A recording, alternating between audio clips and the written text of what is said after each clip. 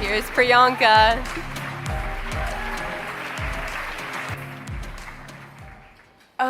Good afternoon, everyone. I'm gonna just keep it here. Good afternoon, everybody. This is Ava. She's 16 years old.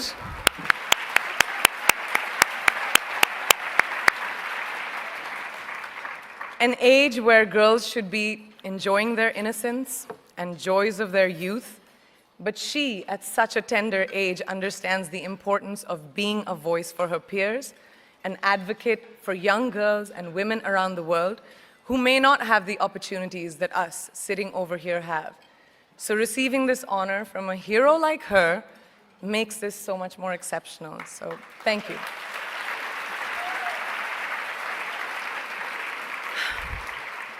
Good afternoon, and thank you, and wow, I am so privileged and so honored to be sharing this afternoon with all of you and these incredibly amazing women that are being honored today.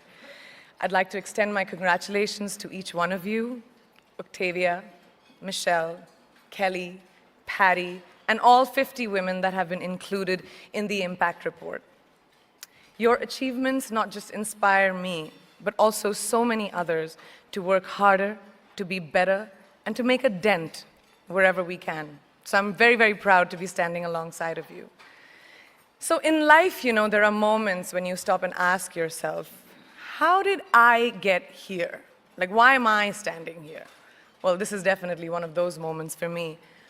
And I find myself going back to the beginning, back to my roots.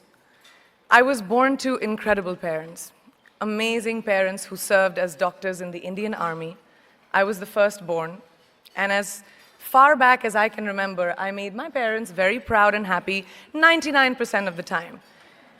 Okay, slight exaggerations of personal achievements are allowed from time to time, don't you think? My brother was born a few years later, and even then, nothing changed for me. We were both given equal opportunities, and I want to emphasize this. I want to really emphasize this for you because I don't think a lot of people might understand that being equal might seem very normal. But where I come from, India, and a lot of developing countries around the world, more often than not, this is an exception. It's actually a privilege.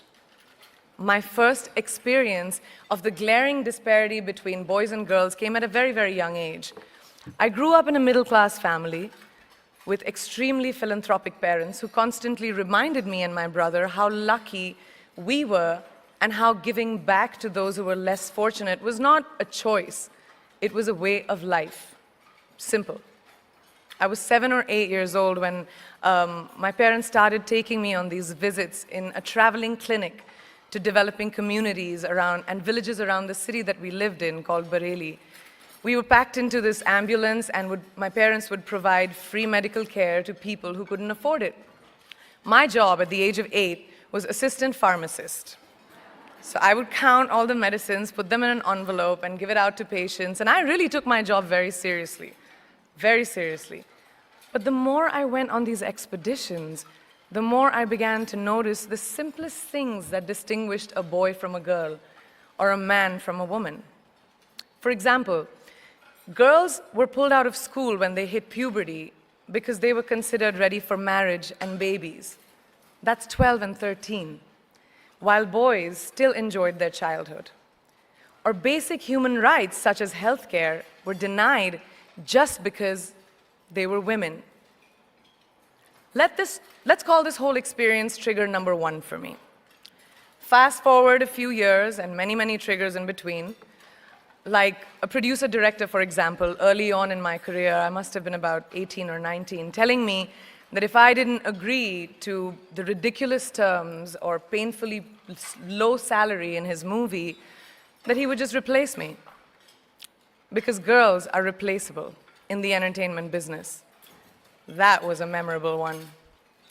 Made me decide to make myself irreplaceable. But I think what really moved the needle for me and ultimately led me to create the Priyanka Chopra Foundation for Health and Education, and around the same time partner with UNICEF, was an encounter with my housekeeper's daughter. About 12 years ago, I came home from set early one day, and she was sitting in my library reading a book. And she must have been 8 or 9 years old, and I knew she loved reading. So I asked her, I was like, it's a weekday, why aren't you in school? And she said, oh, I don't go to school anymore. So I went and asked her mother, and I said, why isn't she in school? And her mom said that her family couldn't afford to send her and her brothers to school, so they chose the boys. The reason: she would eventually get married, and it would be a waste of money.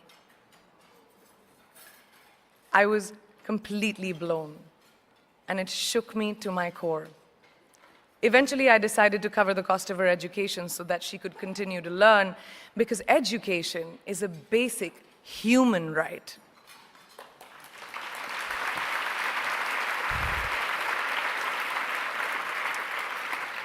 And a huge necessity, especially today. From that point on, I was determined to make a difference in as many children's lives as I could, in whatever big or small way that I could contribute. There's a really, really beautiful quote that I read recently, and I think it's absolutely appropriate to explain what I'm trying to say today. The hand that rocks the cradle, the procreator, the mother of tomorrow, a woman shapes the destiny of civilization.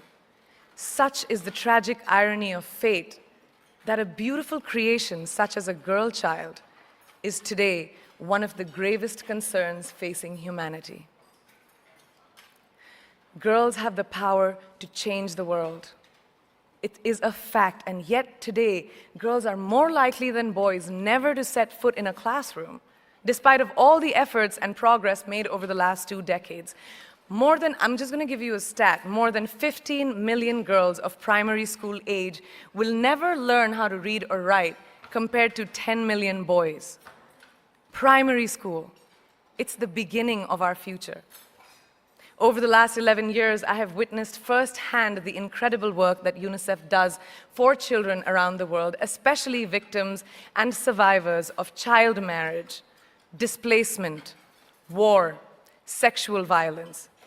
But there is still so much work to do. And for me, that is the fuel to my fire. The reason I'm so committed to this cause, and that is where my passion stems from, because I know that a girl's education not just empowers families, but communities and economies. A result of her education, we all do better. It's just as simple as that.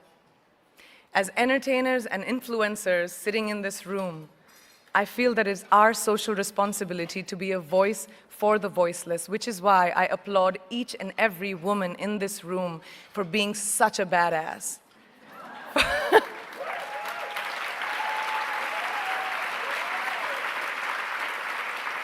For using your platform and your voice to contribute to change, and for ensuring that there is not even one lost generation as long as we are alive.